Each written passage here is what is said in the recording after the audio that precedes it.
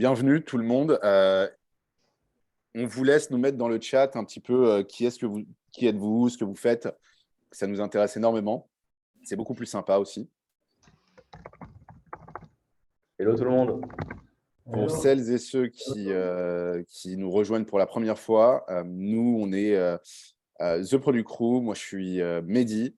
Je vous en dirai un tout petit peu plus par la suite. Je suis l'un des co-founders de TPC. Salut Nicolas. Salut Tristan. Salut Xavier. Salut. Alors aujourd'hui, on est avec WeFight. Et WeFight, si vous ne connaissez pas, c'est assez incroyable. C'est une entreprise technologique française. Leur vocation, c'est d'apporter du soutien médical aux patients atteints de cancer, atteints de maladies chroniques, ainsi qu'à leurs proches, en leur apportant une solution technologique qui leur permet d'améliorer leur qualité de vie.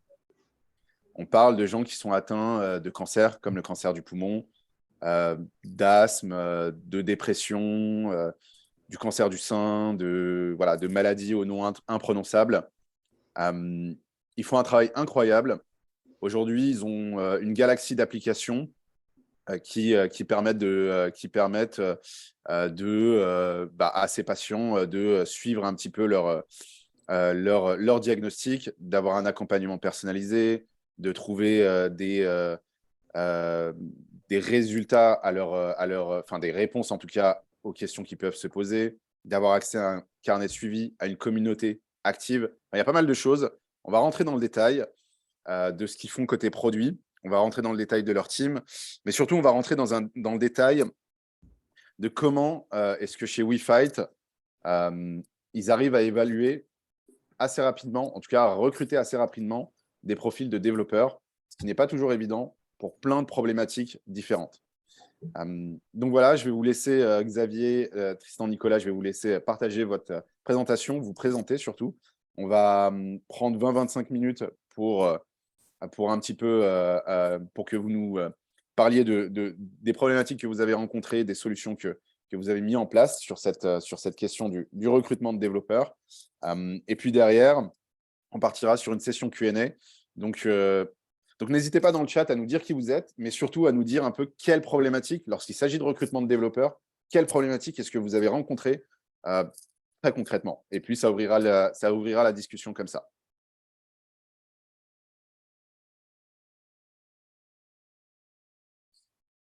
Alors, on ne t'entend pas, Xavier.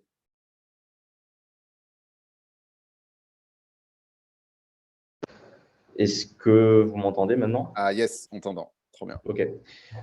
C'était assez bizarre. Je ne sais pas ce qui s'est passé. Écoutez, bonjour à tous. Je vais partager mon écran. Vous allez me dire si c'est OK pour vous. Hop. Yes, Tac. parfait, on va bien. C'est OK pour tout le monde? Écoutez, merci beaucoup en tout cas à tous. Bienvenue sur ce webinaire. Donc, comment recruter un dev vite et bien. Aujourd'hui, on va vraiment vous présenter un petit peu tout ce qui s'est passé chez WeFight et un peu comment nous, on a fait les choses.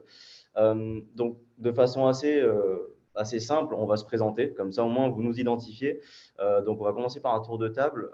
Pour ma part, je suis chez WeFight depuis un petit peu plus d'1 an maintenant. Et je gère toutes les thématiques autour du recrutement et de la marque employeur. J'ai aussi une passion pour la cuisine. Donc, si vous voulez manger des carbos dignes de ce nom, ajoutez-moi sur LinkedIn et vous pourrez venir l'écouter.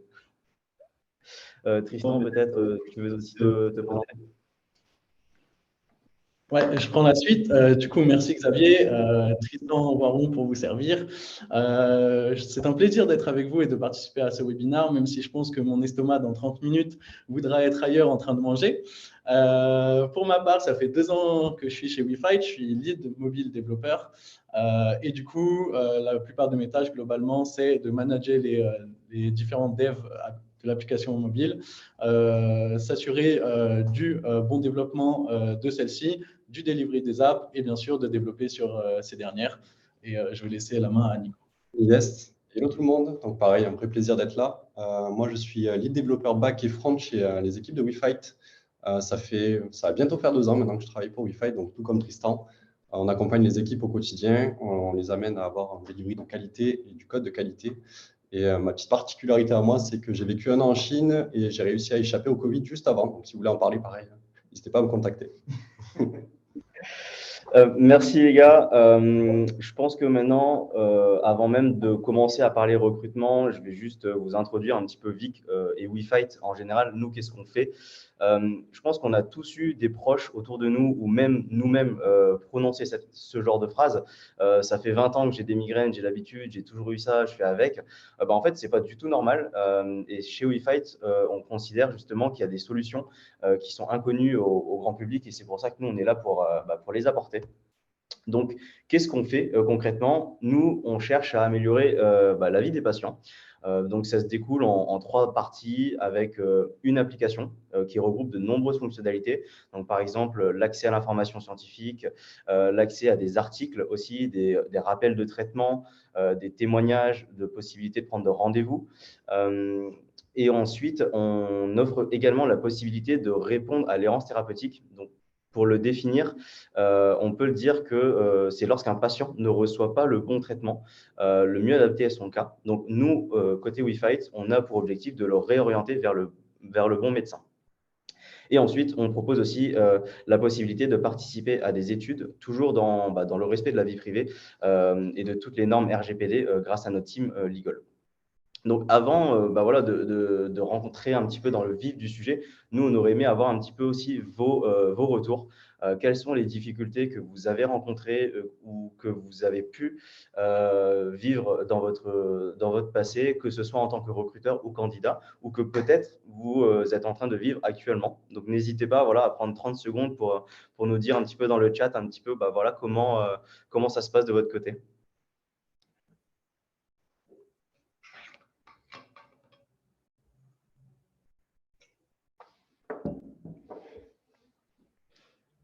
N'hésitez pas, on est là pour échanger.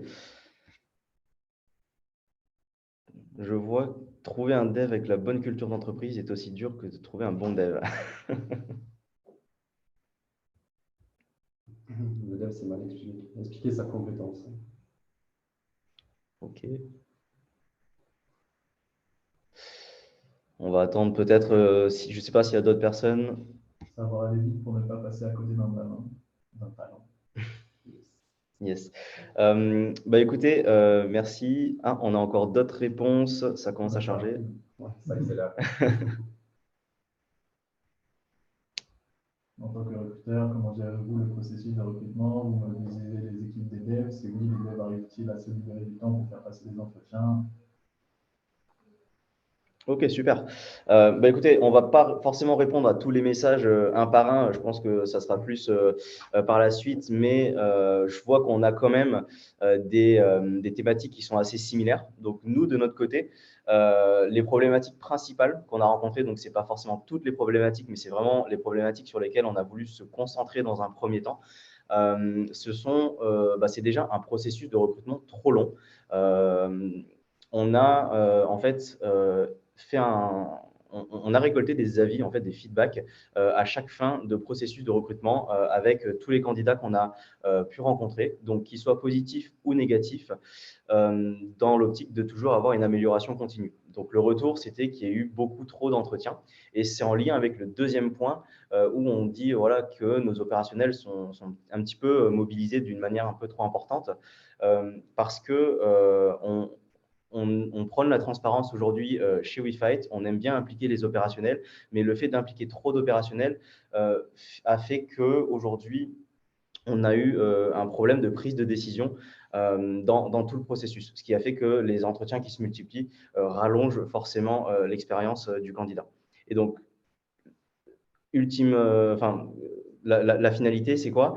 C'est qu'on a réussi, en fait, on a malheureusement perdu des candidats par manque de réactivité sur un marché en tension. Les développeurs aujourd'hui sont sursollicités par les RH ou les cabinets de recrutement sur le marché. Je pense que si on a parmi vous, et j'ai vu qu'il y en avait, je pense que vous savez de quoi je parle. Et ce qui signifie que voilà, très souvent, les candidats sont dans beaucoup de process de recrutement. Il faut donc aller très, très vite. Et nous, du coup, on a perdu des candidats par le passé. Et c'est pour ça qu'on a décidé de gagner en réactivité dans le processus de recrutement. Donc, dans cette partie, moi, je vais vous expliquer un petit peu tout ce qu'on a fait et comment on l'a fait. Donc, premièrement, où est-ce que nous, on a gagné en réactivité? On peut dire qu'on a gagné en réactivité à toutes les différentes étapes du processus. Ça commence bien évidemment par la définition du besoin par les managers, le plus important pour moi, car c'est la base d'un recrutement. Bien définir le profil, c'est savoir ce qu'on cherche. Ensuite, de notre côté, chez WeFight, on a mis en place des outils pour accélérer la rédaction des fiches de poste et faciliter le travail du manager avec une mise à disposition de templates de fiches de poste via Confluence et d'un outil de ticketing avec Jira. Donc, Confluence et Jira sont deux outils de collaboration agile qui permettent aux équipes de travailler de manière complètement asynchrone et d'aller plus vite. Je pense que voilà, vous faites partie de la communauté tech, vous savez vraiment de quoi je parle. Et si jamais vous avez des questions, on peut y répondre après avec grand plaisir. Le deuxième point, c'est la diffusion de l'offre. Là, encore une fois, on a mis beaucoup de réactivité dedans puisque on fait une publication sous les 24 heures dès la réception de la fiche de poste. Donc, on choisit les canaux appropriés. Ça peut être des job boards spécialisés via Welcome to the Jungle, par exemple. Ça peut être du sourcing où moi, j'ai l'habitude de travailler sur les accroches avec mes devs pour savoir un peu comment être original et sortir un petit peu du lot. Animer notre vivier de candidature aussi, animer la cooptation qu'on peut avoir avec nos collaborateurs qui sont de véritables ambassadeurs. Et ensuite, faire des posts LinkedIn, etc. et voir si on a besoin aussi d'un cabinet de recrutement au besoin. Et ensuite, une fois que tout ça c'est fait, donc la phase vraiment de préparation, on attaque les entretiens dès que des candidats pertinents sont là. Et on s'engage aussi à faire un retour sur les entretiens sous 48 heures, donc qu'ils soient positifs comme négatifs. Et si c'est positif, pour pouvoir passer à l'étape suivante assez rapidement, nous, on met déjà des placeholders dans l'agenda des devs qui prennent le deuxième entretien pour justement gagner en réactivité. C'est-à-dire que dès la fin de l'entretien, moi, je sais déjà si je peux positionner un deuxième rendez-vous et à quelle date. Et ensuite, on en parlera un petit peu plus en détail tout à l'heure quand on parlera des case studies, puisqu'on fait un test technique chez WeFight. Et en fait, on a déjà un répertoire déjà bien défini en fonction du profil et en fonction du niveau de la personne, ce qui nous permet aussi d'aller un peu plus vite. Enfin, on a la partie embauche. Donc, encore une fois, on est très, très réactif dessus. C'est-à-dire que dès le lendemain d'un case study, on fait le point et on part sur une promesse d'embauche si positif. Et on a la capacité de le faire sous les 48 heures. Sous 24 heures, pardon. Et ensuite, le délai de validité, justement, qui est de 48 heures. Il est très court, mais c'est délibéré de notre côté. On considère qu'aujourd'hui, si nous, on fait une promesse d'embauche, il s'agit d'un coup de cœur. Et donc, on veut que ce soit pareil au niveau du candidat, qu'il soit à 100% convaincu par WeFight. Et c'est pour ça qu'on a décidé de laisser 48 heures dans la prise de décision. Au niveau de notre processus de recrutement, alors là, c'est un schéma assez barbare, mais je ne vais pas rester très longtemps dessus. C'était simplement pour vous présenter visuellement l'ancien processus de recrutement. Vous voyez qu'on a l'entretien RH, on a l'entretien dev, le case study, l'entretien CTO, un dev fit. On voit qu'il y a beaucoup d'étapes, beaucoup de personnes impliquées. Et nous, aujourd'hui, à quoi ressemble notre processus de recrutement? Il ressemble à ça. C'est-à-dire qu'on a 3 grandes étapes après la diffusion des offres. On a l'entretien culture fit, l'entretien lead et le case study. Et évidemment, la 4e étape qui est la proposition d'embauche. Mais on a vraiment 3 étapes clés qui sont des entretiens très ciblés avec une thématique bien précise et des objectifs vraiment bien répartis entre les leads et moi pour qu'à chaque entretien, on puisse valider une certaine compétence. Je ne vais pas rester plus longtemps dessus. L'idée, c'était vraiment de vous montrer à quel point on a réussi à réduire les étapes. C'était simplement pour vous introduire aujourd'hui comment nous, on a gagné en réactivité. Moi, je vous propose peut-être, voilà, pour que ce soit un peu plus dynamique et pour éviter qu'on passe trop de temps sur chaque partie et qu'ensuite vous posez vos questions à la fin, n'hésitez pas à réagir, à nous parler un petit peu de vous, comment vous avez pu gagner en réactivité, qu'est-ce que vous avez fait de votre côté, et on va pouvoir répondre à vos questions et à vos remarques.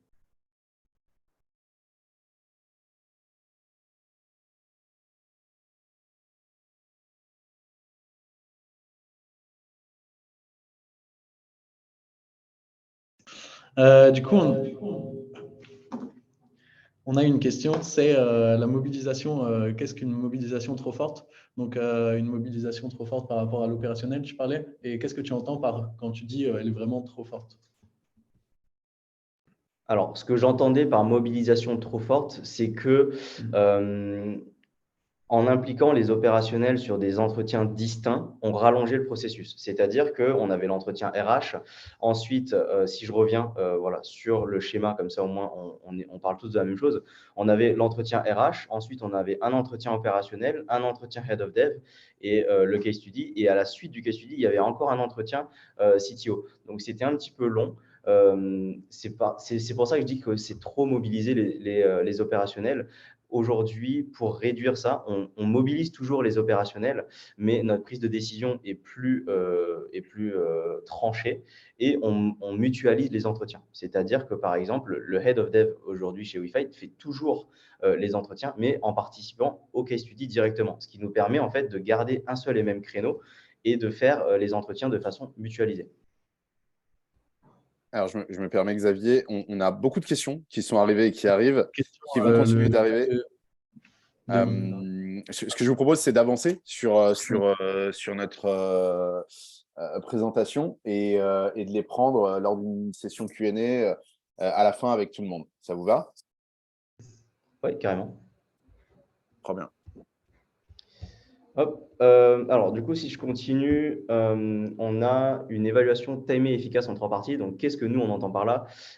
C'est pour nous les différents entretiens en fait qu'on effectue. Donc, le premier entretien, c'est le mien, c'est l'entretien de Culture Fit pour vérifier qu'il y a vraiment une adéquation réciproque. Donc, moi, en tant que RH, je ne me considère pas du tout comme un expert tech. Je n'ai jamais eu la prétention de l'être. J'ai des connaissances, j'ai des points clés à vérifier en amont, mais ce que je fais surtout, c'est que j'échange régulièrement avec les opérationnels en amont de mes entretiens pour obtenir en fait les infos les plus pertinentes et les questions clés à poser. Je m'occupe aussi de valider tout ce qui est valeur et mission pour qu'il y ait un match entre WeFight et le candidat. Donc, est-ce que les attentes du candidat en termes de valeur et de mission sont les bonnes? Est-ce que ses attentes en termes de projet professionnel et notre poste lui convient entre ce que lui veut et ce que nous on offre? On valide aussi de l'environnement, puisque l'environnement startup, il est un petit peu particulier. C'est un environnement qui est très changeant, très dynamique. Et nous, aujourd'hui, on cherche plutôt des personnes en capacité de travailler de manière flexible, adaptable, autonome, évidemment jusqu'à un certain degré. Et je clôture toujours mes entretiens en parlant de la vie chez WeFight, de la manière dont moi je le ressens, de manière complètement transparente. C'est-à-dire que comment moi je vis chez WeFight, c'est comme ça que je vais le raconter. Je vais parler de notre culture, de nos différents rituels, des différents avantages que nous on propose. Ça peut être nos séminaires, notre charte de télétravail, les after-work. Et en fait, une fois que toute cette partie culture fit est validée de mon côté, je laisse la main au dev pour poursuivre les discussions et avec les candidats. Et donc là, c'est Nicolas qui va vous expliquer comment ça se passe avec lui. Yes, merci Xavier. Du coup, les entretiens lead, c'est comment ça se passe? Donc, la plupart du temps, c'est des entretiens qui vont durer 30 minutes, à savoir que c'est des entretiens qui sont en distanciel. On essaie d'être le plus réactif possible sur les créneaux, donc on essaie vraiment d'impliquer le candidat très rapidement dans cet entretien. On est deux, la plupart du temps, on est avec Tristan et moi-même. Ce qui se passe, c'est qu'on va, dans un premier temps, du coup, se présenter en tant que lead pour expliquer quel est notre métier au sein de WeFight. Et il va y avoir une seconde partie où on va attendre du candidat de faire une présentation, une synthèse sur ses expériences passées. Donc, je ne cache rien, c'est assez classique. Le but, c'est de voir l'esprit de synthèse et la force de communication du candidat sur ses expériences passées. Alors, je vous rassure, on regarde aussi le CV en amont avec Tristan, bien sûr. On n'avait pas les mains dans les poches. On a déjà quelques questions que l'on va poser au candidat, etc. Mais là, vraiment, le but, c'est de pouvoir appuyer sur des points, alors que ce soit des aspects qui peuvent être parfois techniques, comme des questions qui peuvent être organisationnelles selon l'expérience du candidat.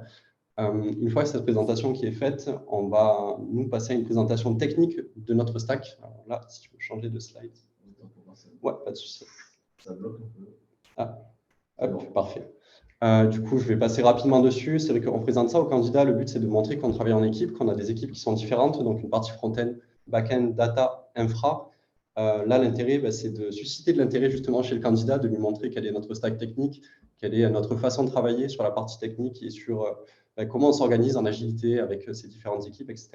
À savoir que là, on tend sur du full stack. Donc, en ce moment, on est en train d'évoluer et on en parlera sur le case study, mais on adapte vraiment le cas d'usage. Et donc, suite à ça, ce qu'on attend du candidat la plupart du temps, c'est qu'il ait des questions vraiment sur cet aspect technique-là, qui soit curieux, qui nous interroge vraiment sur des petites spécificités techniques selon son expérience, qui puisse nous amener aussi des arguments passés par rapport à son expérience. Et du coup, voilà. Donc là, vraiment, le but, c'est de susciter l'intérêt, d'avoir des vraies questions techniques. Et la dernière étape, c'est question ouverte du candidat. Et là, on essaie d'appuyer vraiment sur... on essaie de repérer, est-ce que le candidat s'est intéressé à WeFight, à quel point il s'est intéressé à WeFight, sur quel cadre, pourquoi, est-ce qu'il connaît le produit. J'entendais quelqu'un, c'était bon. Oui.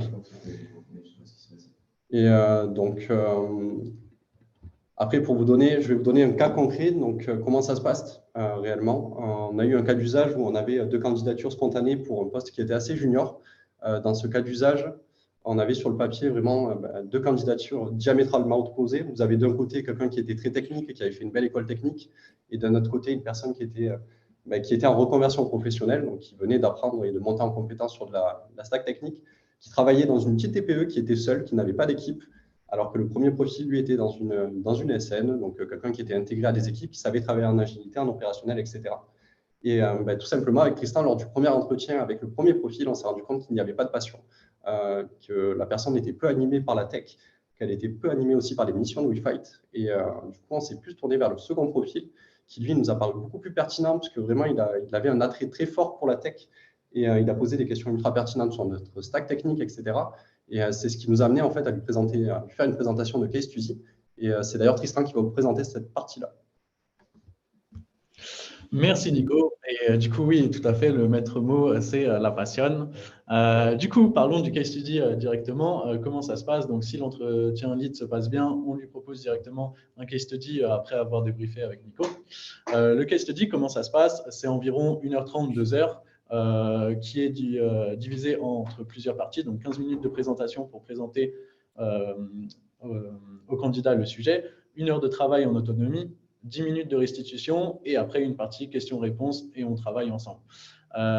Pourquoi du coup, il se fait plutôt on préfère le faire en présentiel, mais il peut se faire en distanciel. Pourquoi je dis 1h30, 2h? C'est très simple, parce qu'en fait, on a différents case studies. Comme Nico l'a dit précédemment, on a une stack technique divisée entre back, front et app. Donc, on a un case study spécifique pour le back, le front et l'app. Mais il s'avère qu'actuellement, on veut un peu changer notre organisation. Donc, on veut un peu changer notre système de fonctionner entre feature team et avoir plus de développeurs full stack.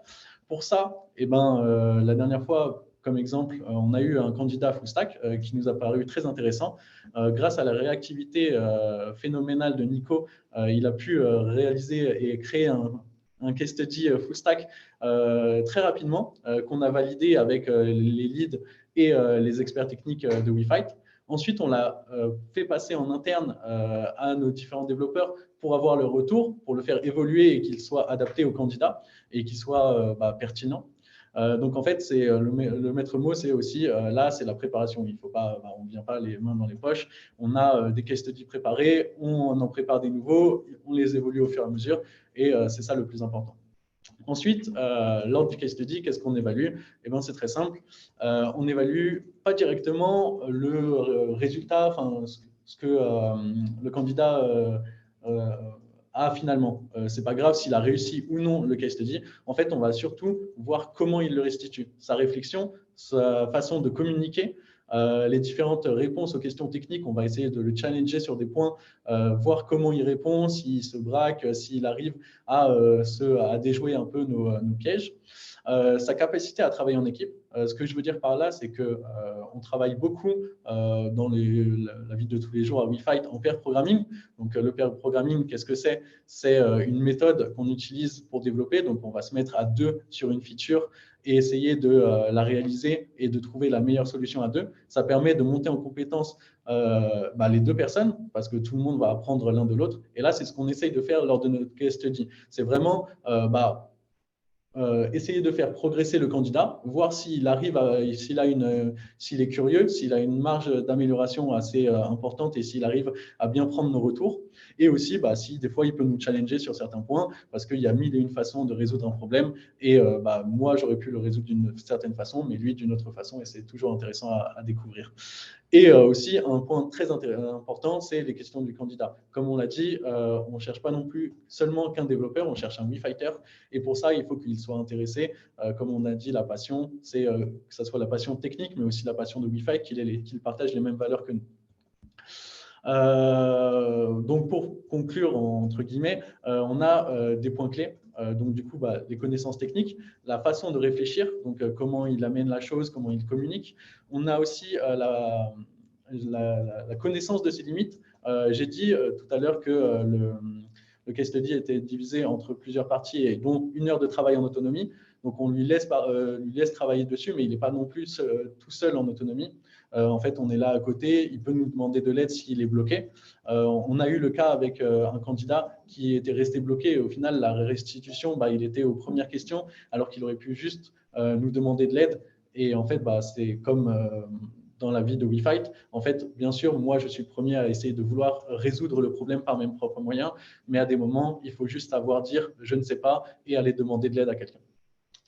Un point important aussi, c'est la réaction au feedback. Ce que j'entends par là, c'est savoir bien recevoir des feedbacks, que ce soit négatif et positif, afin de s'améliorer. En donner, il faut savoir en recevoir, mais il faut savoir en donner et aussi aller les chercher. C'est important pour pouvoir monter en compétences. Je vous laisse la suite avec notre maestro Xavier.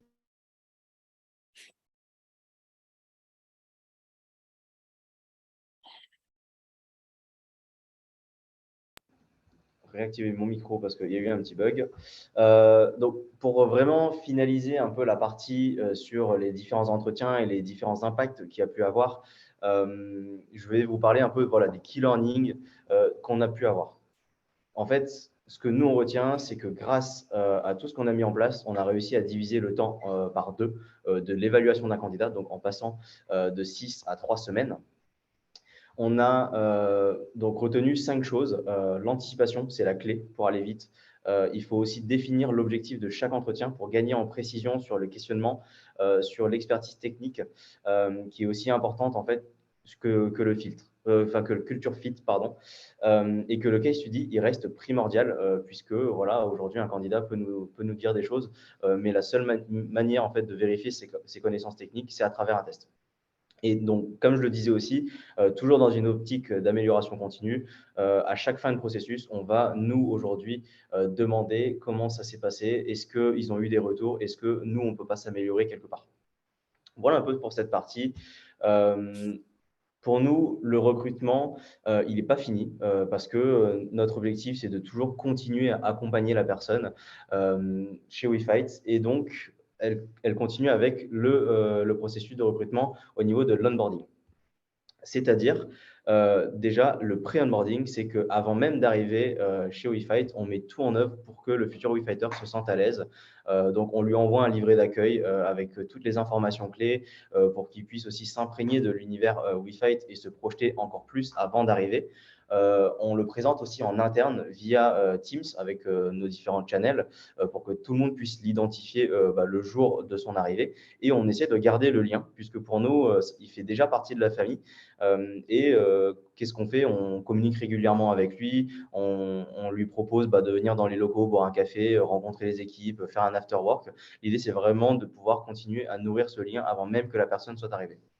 Ensuite, le jour J, donc l'onboarding, on essaie forcément de mettre à l'aise la personne, on l'accueille dans les bonnes conditions, on lui remet son matériel, toute la partie administrative avec la signature des contrats, la signature de la fiche de poste.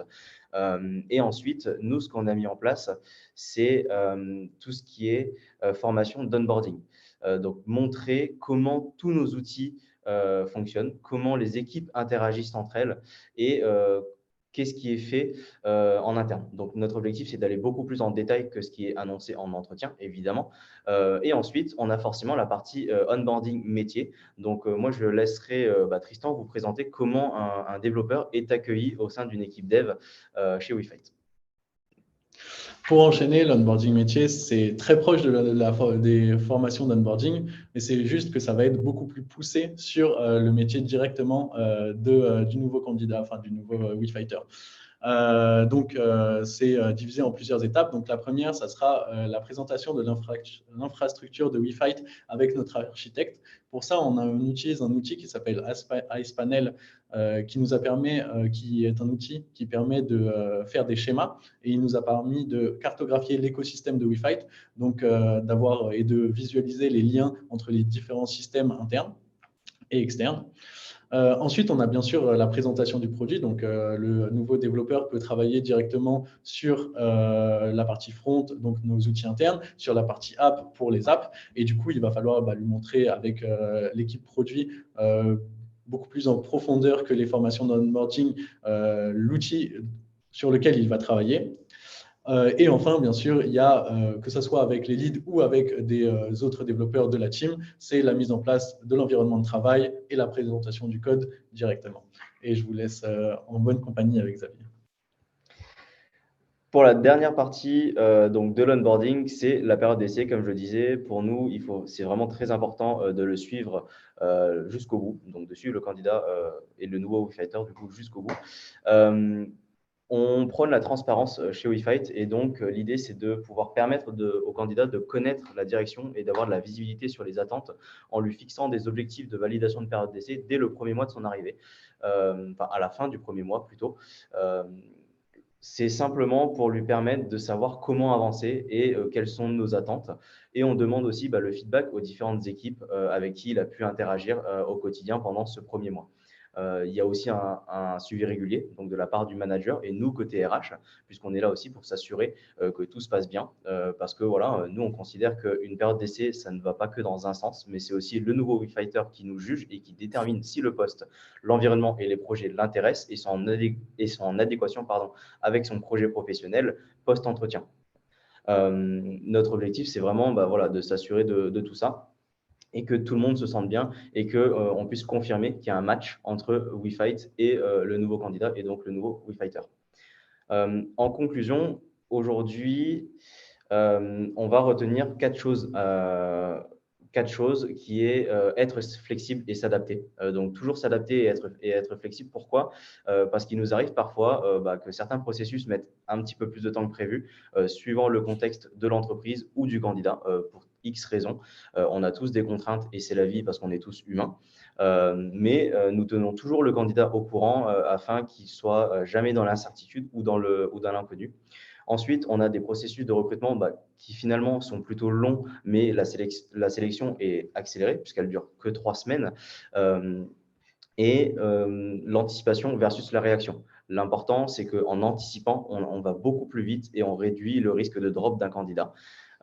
Et enfin, l'onboarding, ça reste une étape clé pour que chaque talent puisse devenir un ambassadeur de WeFight. On voulait finir sur des tips et astuces qu'on a récoltés en discutant chacun suite à nos différents entretiens, de savoir ce qui a pu marcher et pas marcher. Et ce qu'on retient, c'est très important de préparer son entretien, de s'informer, de poser des questions, de ne pas hésiter à prendre des témoignages auprès de nos WeFighters en direct, puisqu'ils sont toujours là pour leur parler en fait de leur expérience, de faire un point, de témoigner auprès de vous, de participer aussi à des communautés tech, donc exactement comme TPC aujourd'hui. Jouer la transparence. Nous, on n'a aucun problème, comme disait Tristan, si une personne ne sait pas, vaut mieux l'avouer que le cacher. Et ensuite, vraiment, retenez-le, chez WeFight, on recherche avant tout un développeur avant un WeFighter. Canon. Merci à tous. En tout cas, surtout à The Product Crew pour nous avoir proposé ce webinaire. Merci à Tristan et Nicolas aussi pour leur participation et leur aide au quotidien aussi dans les recrutements et de toutes les autres personnes impliquées dans les process. Je ne vais pas forcément les citer, mais en tout cas, merci à tous et merci à ceux qui nous regardent et merci aussi à toutes les personnes présentes aujourd'hui. Et on est là, évidemment, pour répondre à vos différentes questions ou remarques. Yes, non, franchement, c'est nous qui vous remercions parce que vous avez fait un job assez incroyable. On a bossé ensemble avec WeFight et on sait à quel point le process est canon et pas que côté dev, aussi côté product et design. Effectivement, on a beaucoup de remarques, de questions. Je vous invite à continuer à les poser.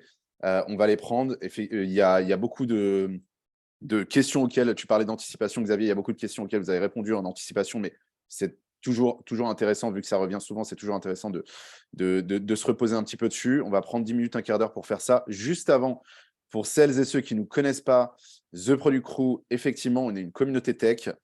On s'adresse aux 4 grandes familles de métiers qu'on a identifiées, qu'on aime beaucoup, qui sont les profils product, les profils design, les profils développeurs et les profils data. On a ouvert au profil, historiquement, on faisait du product et on s'est ouvert progressivement sur des profils de plus en plus techniques. Aujourd'hui, ce qu'on va proposer à notre communauté, ce sont des masterclass, c'est du coaching, c'est du matching avec nos startup partenaires. Aujourd'hui, on travaille avec un peu plus de 400 startups et scale-up pas mal d'autres opérations. Donc, n'hésitez pas, on va vous mettre les liens. De toute façon, on vous renverra un mail, c'est obligé, vous y échapperez pas. N'hésitez pas, on va vous mettre les liens si vous voulez soit devenir membre, rejoindre la communauté qui est de plus en plus grande et de plus en plus active, soit en savoir un peu plus sur comment est-ce qu'on recrute, évidemment, si vous avez des besoins. Ceci étant dit, il y a une remarque par laquelle j'aurais voulu commencer. C'est un peu une problématique qu'on connaît bien chez TPC. Victor Mahon qui nous dit « Beaucoup de recruteurs filtrent très mal les profils présentés. On a même eu des profils qui ne connaissaient pas la syntaxe du langage de la fiche de poste. » Donc, effectivement, on parle d'une problématique d'adéquation entre le profil que propose le recruteur et la job desk, tout simplement parce que parfois, on a des recruteurs qui ne comprennent pas forcément quel profil aller chercher, comment s'adresser et comment s'adresser à ces profils-là. Est-ce que c'est quelque chose que vous avez connu en interne ou en externe? Est-ce que l'un de vous veut répondre ou je peux me permettre? Je pense que tu seras mieux pour répondre. Je m'en doutais. Honnêtement, je pense que c'est possible que ce soit arrivé. Pourquoi? Comme je le disais en préambule, et je vais être hyper transparent, c'est que moi, je suis absolument pas un tech, je suis RH avant tout. Je viens pas du métier, mais j'ai à cœur de l'apprendre, du moins comprendre ce qui se passe au quotidien. Donc, ça peut m'arriver au début, potentiellement, d'avoir eu 2-3 candidats un petit peu moyens, un petit peu hors scope. Et c'est là aussi le rôle des leads de m'accompagner et de me recadrer en me disant, bon, bah, en fait, tu vois, ce candidat-là, il était d'une certaine manière, mais nous, on aurait préféré plutôt ce style de compétences. Donc, tu peux peut-être poser ce type de questions pour arriver à savoir si c'est bon ou pas. Et après, je pense que je laisserai plutôt soit Tristan, soit Nicolas me dire si aujourd'hui comment on en est arrivé là. Est-ce que les candidats que je vous envoie, ils sont pertinents? Est-ce qu'il y a toujours autant, on va dire, de déchets ou pas forcément? Ouais, on a Ronnie qui a abandonné, en fait. Ronnie Cohen, il nous dit « Personnellement, en tant que CTO, j'ai abandonné le fait de me faire aider car les autres collabs côté RH n'avaient pas assez de compétences tech. J'ai donc tout fait tout seul pour accélérer le processus. » On a vu aussi des situations comme ça. Nous, chez TPC, il y a deux approches. Il y a l'approche un peu hard et l'approche un peu soft par rapport à cette problématique. L'approche hard, c'est en gros, on s'est rendu compte que c'est bête, hein, mais les meilleurs recruteurs de dev, c'est des anciens devs. Les meilleurs recruteurs de product, c'est des anciens product. Et en fait, c'est un peu, enfin, tous les recruteurs chez TPC sont des anciens du métier, des anciens devs, des anciens product, des anciens designers. On a fait ce pari-là et c'est assez cool parce que la communication est assez fluide des deux côtés. Mais il y a aussi, et juste pour info, c'est le cas dans beaucoup d'entreprises. Je sais que par exemple chez Conto, chez Deezer, on a des head of community, des recruteurs qui sont aussi des développeurs, des anciens développeurs. Donc c'est que ça marche. Mais il y a l'approche soft. Ça ne veut pas dire que toutes les entreprises ont intérêt à faire ça. Il y a l'approche soft qui consiste à dire que, en vrai, les très bons recruteurs, c'est aussi celles et ceux qui ont une vraie culture technique, qui se sont vachement intéressés à la question, comme tu dis, Xav, on n'a pas besoin d'avoir codé forcément, mais on a besoin d'être présent dans la communauté, de connaître les problématiques, de connaître son marché. On a sorti chez TPC un grand dossier, vous pouvez le retrouver dans nos ressources sur notre site web, un grand dossier sur la culture tech à destination des recruteurs. Et nous, on le voit, ça fait toute la diff. Les recruteurs qui savent vraiment parler à des devs ou à des products, ça fait vraiment toute la diff sur le court, moyen et long terme. On va avancer sur la question du culture fit. On a plusieurs questions qui reviennent autour de ça. Sur est-ce que tu as des questions, enfin, quelles sont les questions que toi tu poses, qu'est-ce que tu essayes de comprendre au niveau du culture fit chez WeFight? Oui, bien sûr. Au niveau du culture fit, en fait, on est beaucoup aussi sur les soft skills, donc c'est-à-dire tout ce qui est mindset, enthousiasme, environnement de travail. Donc moi, les questions que j'aime poser déjà en général, c'est avant même de présenter WeFight pour savoir s'il y a un match possible, c'est souvent de demander quel est le projet professionnel et quelles sont ses attentes de la personne en fait dans leur prochain poste. Voir déjà si dans ce projet au départ, il y a un match et ensuite creuser un petit peu sur les points, par exemple en demandant aussi qu'est-ce que la personne a aimé ou non dans son ancienne entreprise, qu'est-ce qu'elle aimerait retrouver, qu'est-ce qu'elle aimerait avoir, quel est le… En fait, j'ai beaucoup de questions qui me viennent à l'esprit, mais aussi comment, selon vous, décrirez-vous notre culture d'entreprise? C'est-à-dire que je pense qu'on fait beaucoup d'actions sur LinkedIn, sur Welcome to the Jungle, pour essayer d'avoir une image de marque, avoir une image d'entreprise et de véhiculer un petit peu toute notre culture et nos valeurs et voir comment eux, ils l'interprètent. Est-ce qu'il peut y avoir un match aussi à ce niveau-là? Yes. Bon, il y a beaucoup de choses à dire sur le culture fit et je ne vais pas me lancer là-dedans parce qu'on n'a Je pas pense que deux je heures. peux continuer très C'est longtemps. clair. Si vous posez ces questions, n'hésitez pas à m'ajouter sur Ouais. LinkedIn. On peut se refaire un call ensemble Ouais. pour qu'on en parle. Mais voilà, grosso modo, moi, je valide plutôt sur ces critères-là. Complètement. On a beaucoup de questions qui sont remontées aussi autour du case study. Bon, est-ce que vous voulez nous en dire plus, peut-être Nicolas ou Tristan, sur un peu ce qu'il y a derrière votre case study ou comment est-ce que vous l'avez construit pour qu'il vous permette à la fois de bien évaluer, mais en même temps d'être assez efficace et d'avancer efficacement sur les processus de recrutement. Ouais, je vais commencer. Pardon. Il y a eu un petit écho. Je vais commencer, peut-être que Nico pourra rajouter dessus. Mais en fait, comme je l'ai dit, c'est énormément de préparation. Donc, dans le sens où on va le faire à plusieurs. Donc, c'est une personne va le faire, enfin, il va travailler dessus, donc que ça soit un lead ou un expert technique. Il va travailler sur expert technique de la techno, il va travailler sur un case study de la techno. On connaît un petit peu déjà de la force de notre métier et du parcours qu'on a eu. On connaît un peu les passages tricky. On travaille sur du JavaScript. Du coup, ce qui peut être un peu… JavaScript, ce n'est pas le langage le plus parfait. Donc, on connaît un peu les pièges qu'on peut retrouver. Donc, en fait, on va essayer de retransmettre ça sur le case study, voir si déjà le candidat connaît ces pièges et les résoudra directement.